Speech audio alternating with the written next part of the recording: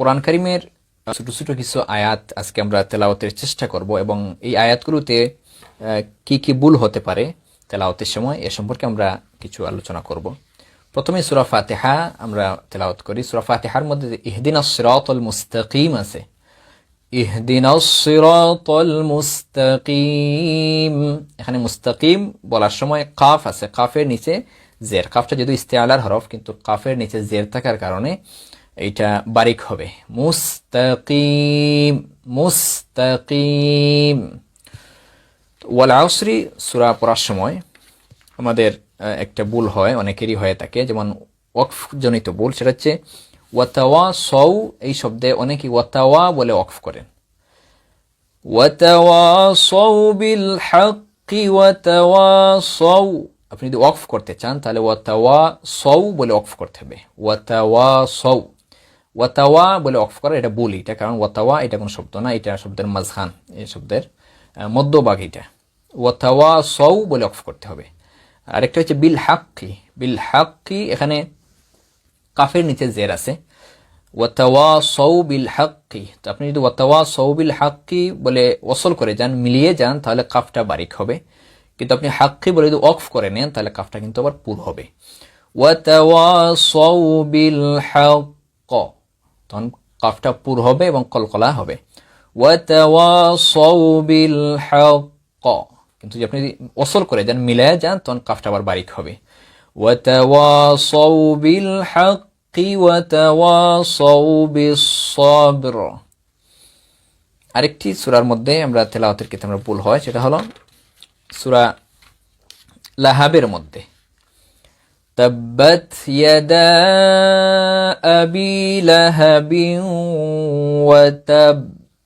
তো এখানে তাব্বাত, এই যে তায়ের যে হামসটা আদায় হয়, তো অনেকেই তায়ের হামস আদায় করতে গিয়ে সেটাকে সা বানিয়ে নেন বা সিন বানিয়ে নেন, তাব্বাত অনেকেই পড়ে নেন তাব্বাত, অর্থাৎ সা বা সিনের মতো উচ্চারণটা হয়ে যায় না, এটা ভুল হবে। আপনি যখন তা হামস আদায় করবেন তখন হামস আদায় করবেন, কিন্তু সেটা যেন সিন বা সায়ের উচ্চারণ না হয়। তাব্বাত ইয়াদা, তাব্বাত ইয়াদা আবি লাহাবিন ওয়া তাব। তাব্বাত, বাত নয়, বাত, বাত, তায়ের মাখরাজে গিয়ে শুধু আপনি মুখের ভিতর থেকে বাতাসটা বের করে দিবেন, তাব্বাত। আরেকটি হয় সূরা কুল হুয়াল্লাহর মধ্যে, সূরা ইখলাসের মধ্যে দাল তো কলকলা হয়, তো এই কুল হুয়াল্লাহু আহাদ, আহাদ অনেকে পড়েন আহাদ, এটা কলকলাটা দালটাকে পুর করে নেন, না এটা পুর হবে না, এটা বারিক, হরফটা যেহেতু বারিকের হরফ, সুতরাং আহাদ যখন আপনি দালের কলকলা করবেন তখন সেটা বারিক হবে। কুল হুয়াল্লাহু আহাদ আল্লাহুস সামাদ, এটা বারিক হবে। আরেকটা হচ্ছে আমরা রায়ের উপর যখন তাসদিদ হয় আর তাসদিদের নিচে যখন জের থাকে, অর্থাৎ রা যখন তাসদিদ এবং জের হয়, রায়ের উপর তাসদিদ আছে সাথে জের আছে, তখন রাগটা কিন্তু বারিক হবে। তো আমরা এখানে পুর করে নিই অনেকে, যেমন সূরা ফালাকের মধ্যে আছে অথবা সূরা নাসের মধ্যেও আছে, মিন শাররি, এখানে অনেকে শাওরি পড়েন, শাওরি, শাওরি পড়ে থাকেন, রাটাকে পুর করে নেন, না এটা রা পুর হবে না।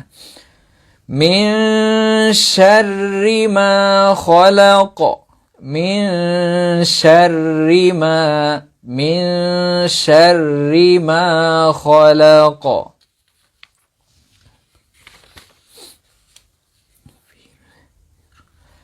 আরেকটা হচ্ছে সূরা নাসরের মধ্যে, সূরা ইজাজার মধ্যে আমরা যখন ওয়াস্তাগফির বলি, তখন এখানে ওয়াস্তাগফির বলার সময় আমরা ওয়াকফ করি, তো ফির না রায়া সাকিন, তার আগের হরফের নিচে জের, এই হিসাবে রাটা বারিক হবে। তো পরে আবার হাটা আছে, হা আছে, আকসা হলক থেকে বের হবে, একটু কঠিন উচ্চারণটা। তো এখানে রাস সাকিন তো অসুবিধা নেই, বারিক করা যায়, কিন্তু পরবর্তীতে যে হাটা সাকিন এসেছে, এই হায়ের কারণে রাটা বারিক করতে একটু কষ্ট হয়ে যায়। তো এখানে আপনাকে খেয়াল করে এখানে বারিক করতে হবে। ফাসাব্বিহ বিহামদি রাব্বিকা ওয়াস্তাগফির, ওয়াস্তাগফির, ফির, ফির যদি এখানে আপনি যদি ফির বলে নেন তাহলে রাটা পুর হয়ে যাবে। ফির ওয়াস্তাগফির, রাটা বারিক হবে এবং হাটা উচ্চারণ হবে, হায়ের মাখরাজ আপনাকে যাইতে হবে।